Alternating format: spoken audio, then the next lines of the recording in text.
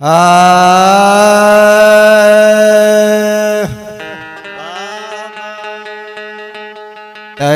बोल राजा राम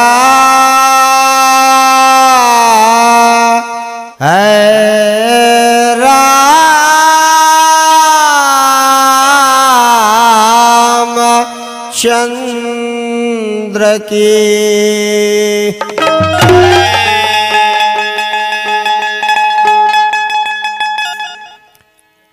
आई सबसे पहले माई के वंदना, जना माई की कृपा से हमने इंसान के कुछ कहे सुने बोले चले के अवसर मिलेला। माई के जना इंसान पर विशेष कृपा हो जाला, माई वह इंसान के DM CM PM doctor engineer बना देली। ओह माई के जौना इंसान पर कम कृपा हो जाला वो इंसान इशारा से बतियावे लगे हैं आए मगा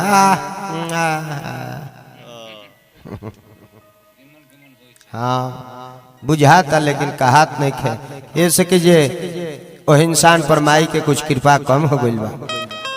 वही माई से भक्त कहते रहे। एक विद्वान लिखले बड़े कि इंसान को तीन चीज नहीं भूलना चाहिए। कौन कौन? माँ, महात्मा और परमात्मा। इनसे फायदे क्या होते हैं? माँ बचपन संवार देती है, महात्मा जवानी में जो फिसलन आता है उसे संवार देते हैं, और परमात्मा बुढ़ापे को संवार देते हैं। उनका पर ध्यान रही तो वेटिंग लिस्ट में ना लगना। हाँ तो लगे हैं बुढ़ाड़ी में ढेकी घींचवा। भक्त कहत रहे कि हो महतारी तोहर हंस के सवारी सोहे,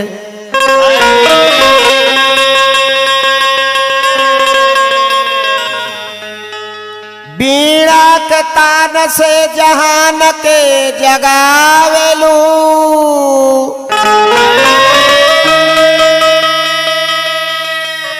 अब भक्तन के कंठन पर वास करी गाव माई।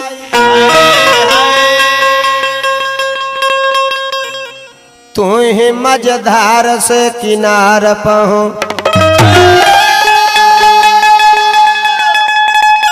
तमर जी बराउरे गोर जी हमार माई।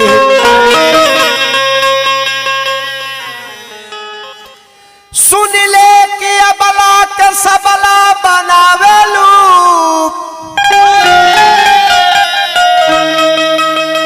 आयल बाटे पास तोहर दास एगो खास माई।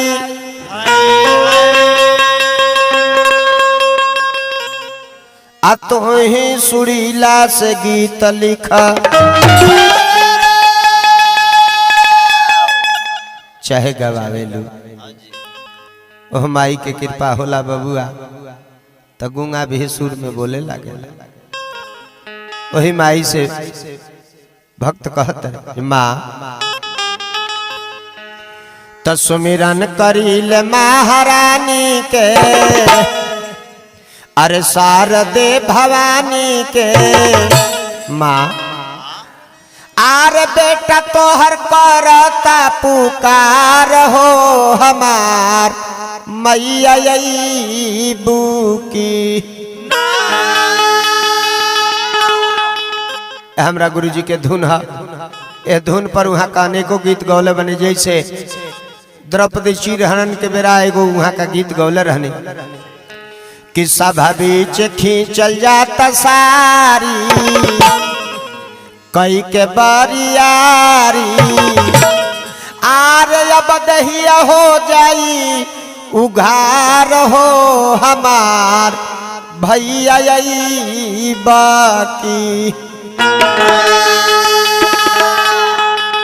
वही भाव में भक्त कहते कि सुमिरन करील महारानी के, तो शारदे भवानी के। बेटा तोहर करता पुकार हो हमार मैया यही बुकिना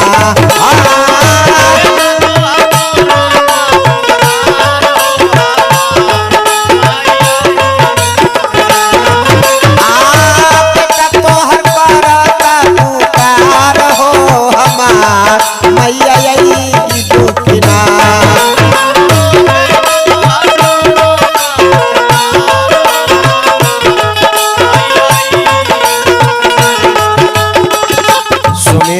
माई महारानी के शारदे भवानी के बेटा तोहर करता पुकार हो हमार मैया यही बुकिना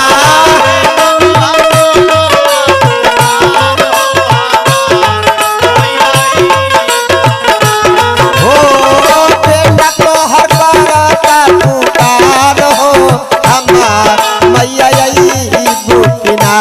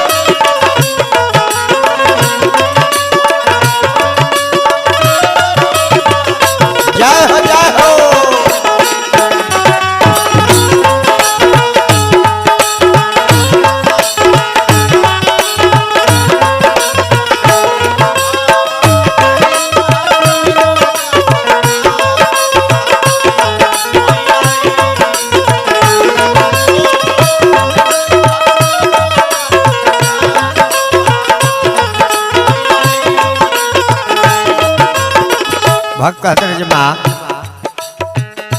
जब जब भक्तन पर जब जब भीड़ परल भगतन पर तब तब अइलू माई बहुते जतन पर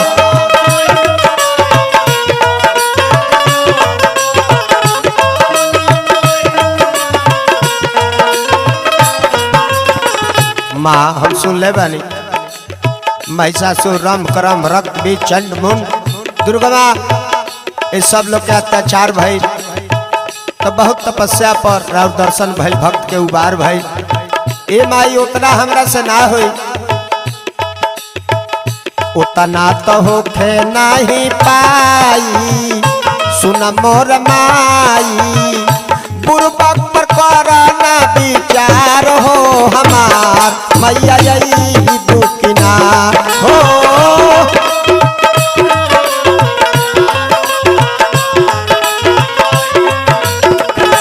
हाँ बुरबक पर करना विचार हो हमार मैया यही बुकिना हो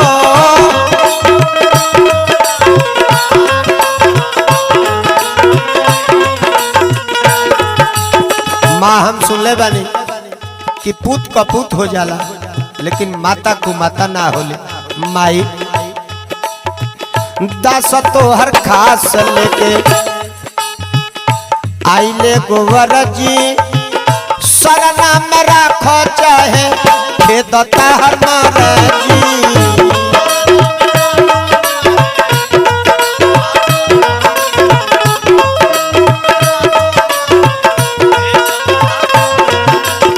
माँ दास तोहर खास लेके आइले गोवर जी शरण में राखो चाहे खेदता हर जी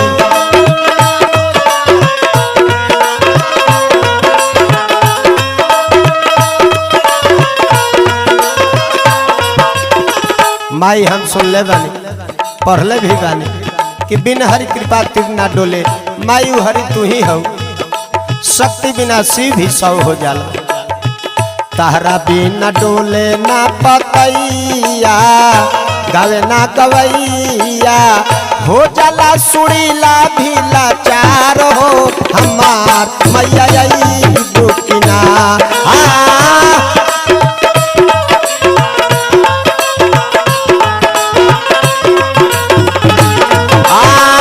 हो जाला सुरीला भी लाचार हो हमार मैया आई बुकिना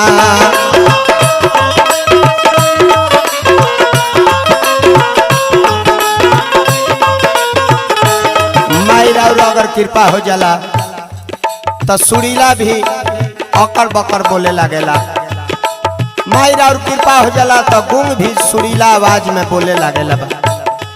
ऐसे अर्जी बा तहरा भी न डोले ना पतैया गावे ना गवैया हो जाला सुरीला भी लाचार हो हमार मैया आई बुकिना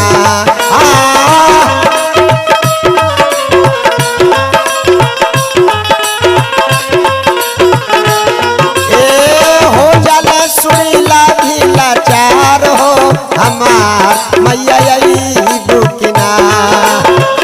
जय हो जय हो।